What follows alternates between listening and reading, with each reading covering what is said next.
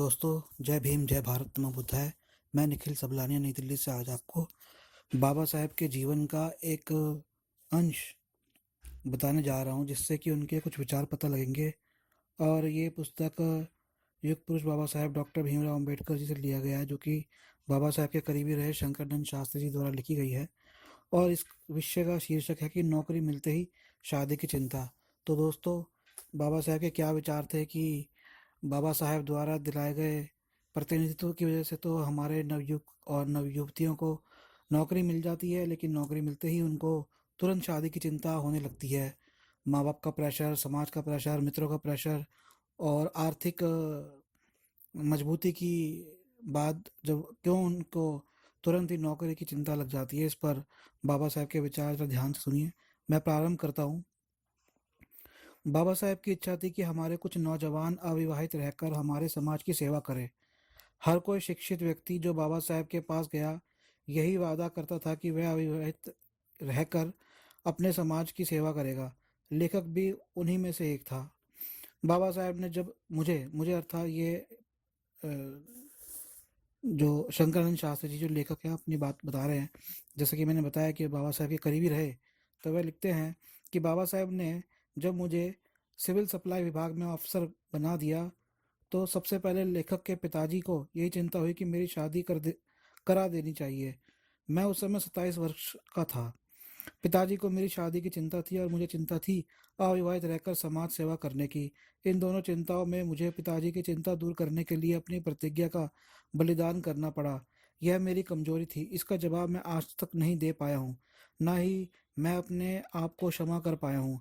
कभी कभी मुझे इस बात का दुख भी होता है कि मैं अपने निश्चय को अपने आप ही पूरा ना कर सका। विवाह के बाद जो कुछ भी अब तक समाज और बाबा साहेब की सेवा में कर सका, उसका अपने साथ जुड़ा हुआ छोटा सा इतिहास है। मैं अमृतसर में केंद्रीय सरकार के एक महत्वपूर्ण विभाग में नौकर था। जब तक नौकरी में लगा हुआ लड़का अविवाहित रहता है, उसे कई प्रकार के प्रलोभन दिखाए जाते हैं। अमृतसर में ही 3 पंजाबी खत्रियों ने अपनी पुत्रियों की शादी मेरे साथ करने के लिए मुझसे कहा, जबकि मैं स्वयं अंतर्जातीय विवाह करने के पक्ष में कभी नहीं था, क्योंकि मैंने कई होनहार साथियों को देखा जिन्होंने आर्य समाज में जाकर कई हिंदू कन्याओं के साथ विवाह रचाया था। उनका जीवन बड़ा ही दुखी रहा, क्योंकि इस प्रकार की शादी में हिंदू लड़की का यह विचार रहता है कि उसने एक अछूत से शादी कर, अछूत अर्थात शेड्यूल कास्ट, जिनको शेड्यूल कास्ट की श्रेणी में रखा गया, तो कि उन उसने एक अछूत की, मैं इसको शुरू से पढ़ता हूँ, क्योंकि इस प्रकार की शादी में हिंदू लड़की का यह विचार रहता है कि उसने एक अछूत से शादी कर या कराकर अपने जीवन को नष्ट कर लिया है। वह अपनी कुलीनता की कुंठा में फंसी रहती है। इस हीन भावना के कारण वह बामणवादी कन्या एक तो अपनी जाति से इतर वर्ग की वधू बनकर बड़ी दुखी होती है। अंतरजातीय विवाह करने वाले दाम्पत्य बहुत कम सुखी देखे गए। इसी प्रकार अंतरधर्मीय शादी जैसे हिंदू मुस्लिम या हिंदू ईसाई या मुसलमान ईसाई शादियां भी कम ही सफल होती है। इनकी असफलता का कारण यही है कि वासना का प्रभाव समय के साथ समाप्त होते ही दोनों ही समाज में मान्यता चाहते हैं और एक दूसरे के संबंधी उन्हें समाज का प्यार नहीं देते। इस प्रकार वे दोनों अपने गृहस्थ जीवन में सब कुछ होते हुए भी सुखी जीवन से वंचित हो जाते हैं। वे जातीयता या धार्मिकता की मानसिकताहीन भावना से वे जातीयता या धार्मिकता की मानसिक हीन भावना से दुखी रहते हैं। अमृतसर और लाहौर के कुछ खत्री परिवारों का दबाव मुझ पर पड़ने लगा, लेकिन मैं डगमगाया नहीं। मैंने स्वयं पिताजी को तार के द्वारा सूचना दी कि वे मेरी शादी की व्यवस्था करें। मैंने यह भी बताया कि कन्या हिंदू नहीं होनी चाहिए, बल्कि शेड्यूल कास्ट ही हो। जल्द ही 24 मई 1944 को मेरी शादी अपने ही अनुसूचित जातीय संपन्न और धनाढ्य परिवार की कन्या के साथ संपन्न हो गई। मैं शादी के बाद बाबा साहब से मिलने और उनका आशीर्वाद प्राप्त करने के लिए 15 जून 1944 को 22 पृथ्वीराज रोड, नई दिल्ली गया। बाबा साहब हम दंपत्ति को देखकर आश्चर्यचकित रह गए। मेरे वायदे को याद किया और बोले, देखो इस लड़के को, नौकरी मिलते ही शादी कराकर आ गया। मुझे कोई खबर भी नहीं दी। मैंने नतमस्तक होकर उनकी पवित्र वाणी को सुना। इतने में उन्होंने अपने व्यक्तिगत सचिव माननीय मोदी को आदेश दिया कि इस लड़की को कोई कष्ट नहीं होना चाहिए। अमृतसर आने से पूर्व हम 1 सप्ताह तक 22 पृथ्वीराज रोड नई दिल्ली में रहे। बाबा साहब रोज सवेरे और शाम को हमसे कुशल समाचार पूछते थे। एक दिन हम दोनों को अपने पास बिठाकर कहा, तुम दोनों मित्रों की भांति रहना, कभी आपस में अपने दिल की बातों को मत छिपाना। जब कोई कष्ट या मुश्किल आए तो दोनों ही मिलकर उसका मुकाबला करना। फिर मेरी पत्नी जी से कहा, तुम कभी भी अपने पति से पहले खाना नहीं खाना, उससे पहले सोना नहीं, उससे पहले उठकर अपने घर के कार्य को संभाल कर करना, हर अच्छे काम के लिए उसका उत्साह बढ़ाना, और अगर उसका कोई कार्य तुमको अच्छा नहीं लगे तो प्रेम भाव से समझाकर उसे रोकना, लड़ना झगड़ना नहीं। यही भगवान बुद्ध का उपदेश है। जितना मुझे मेरे परि जितना मुझे मेरे विवाह से बाबा साहब के क्रोधित होने का डर था, उसके स्थान पर हमको उससे कहीं ज्यादा पिता का प्यार मिला, हमारे युग पुरुष का। मुझ पर, मेरी पत्नी पर और मेरे बच्चों पर सदा पितृत्व और महापितृत्व प्यार और आशीर्वाद रहा। विवाह तो मेरा हो ही गया था, लेकिन शादी के बाद अपने गृहस्थ जीवन में और सरकारी नौकरी में होते हुए अपने मार्गदाता परम पूज्य बाबा साहब के शिक्षात्मक उपदेश और आदेश का पालन करता रहा। मैं अपने लोगों के मोहल्ले में जाकर उनके रहने के सुख का आनंद लेता रहा। मेरे इस सामाजिक कार्य में मेरी जीवन संगनी का सदा सहयोग रहा और अब भी रहता है।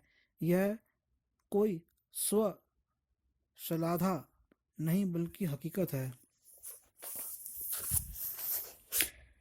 कि अपनी नौकरी के 33 वर्षों में जहाँ भी मैं जहाँ भी और जिस पद पर रहा, अपने दफ्तर के कार्य के बाद अपने लोगों की गलियों में जाकर अपने ज्ञानदाता के संदेश, उपदेश और आदेश को अपने लोगों में पहुंचाता रहा। आज भी मेरे जीवन का यही ध्येय है। मैं अब सेवानिवृत्त हूँ, लेकिन बाबा साहब के पवित्र पावन संदेश को यत्र तत्र सर्वत्र यथाशक्ति और यथासंभव पहुंचाने के लिए प्रयत्नशील हूँ। यह सब कुछ बाबा साहब के शुभ आशीर्वाद का ही फल है। मेरी नियुक्ति प्रारंभ से ही गजेटेड पोस्ट पर हुई और एक जिम्मेदार अधिकारी रहा।